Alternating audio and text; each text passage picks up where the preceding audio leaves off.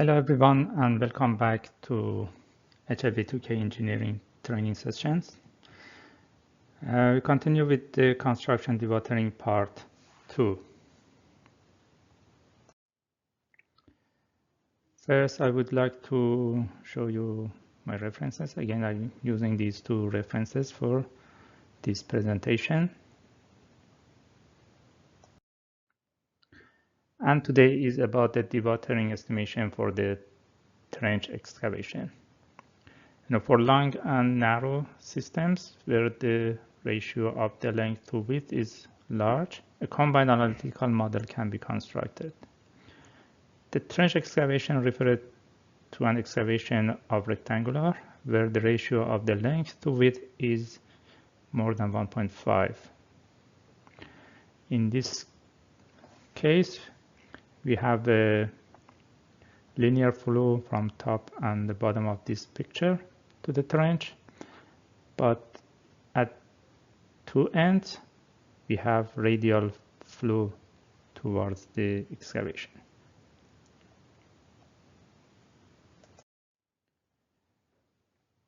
For the linear part, it is assumed that the flow is from a line source to a parallel drainage trench for either confined aquifer or unconfined aquifer.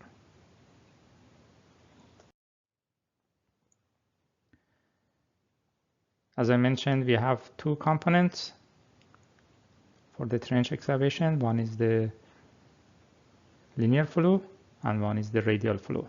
We start with the unconfined aquifer.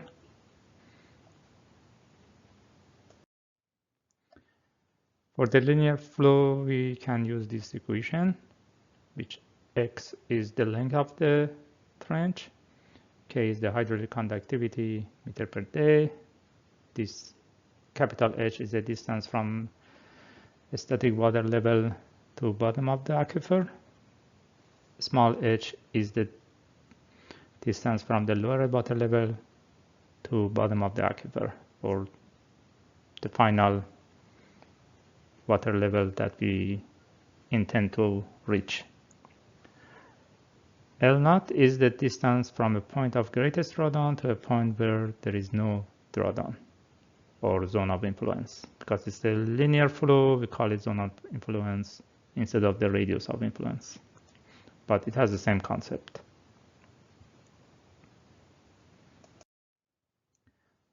For radial flow, we are using this equation. Almost same components here. Because it's radial flow, we call it radius of influence, or R naught.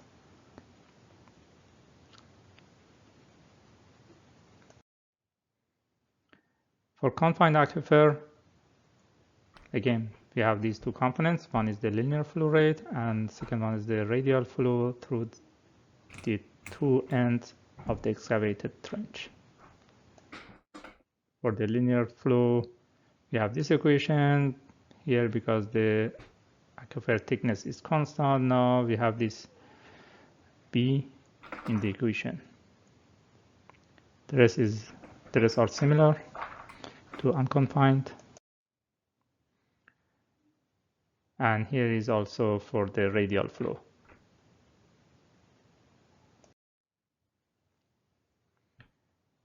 Equivalent radius for the trench excavation is estimated to be equal to half the width of the trench.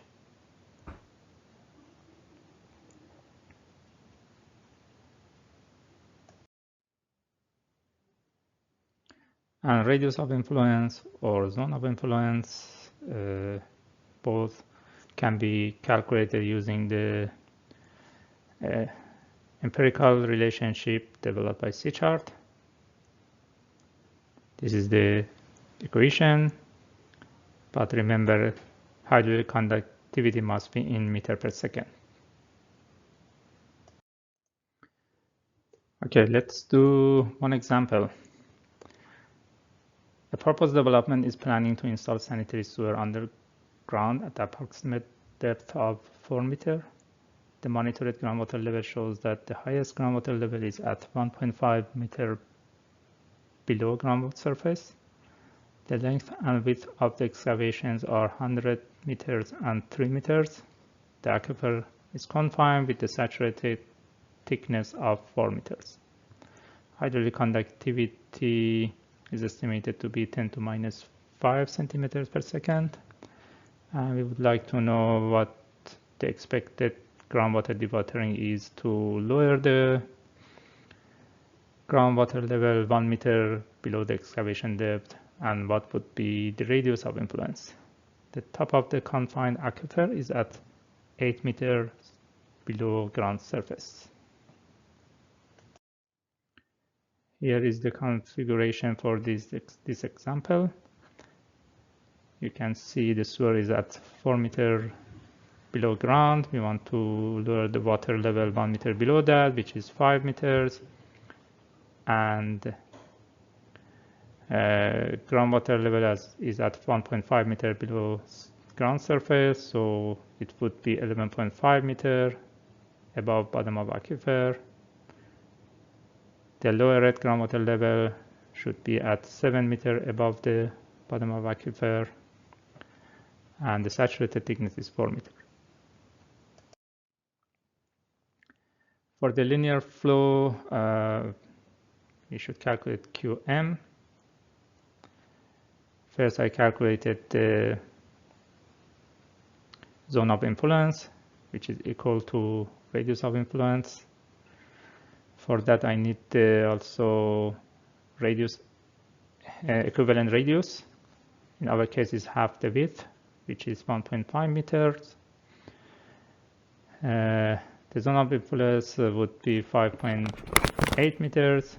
And if we substitute everything in this equation, we end up with 5.4 cubic meters per day for the linear flow rate.